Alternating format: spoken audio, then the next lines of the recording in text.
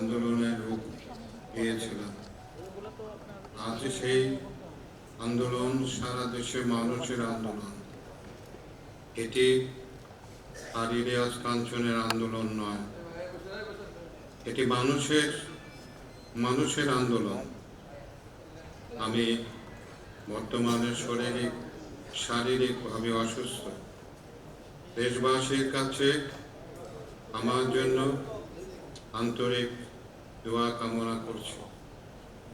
মহান আল্লাহ তাআলা যেন আমাকে দ্রুত সুস্থতা দান করেন এবং মানুষের পাশে নিরাপদ সড়ক আন্দোলনের পাশে আবারও সক্রিয়ভাবে কাজ করার শক্তি দান করেন।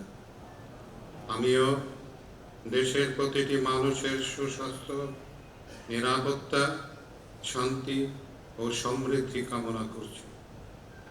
আমি সরকার, প্রশাসন, জনপ্রতিনিধি, পরিবহন মালিক, শ্রমিক, প্রকৌশলী,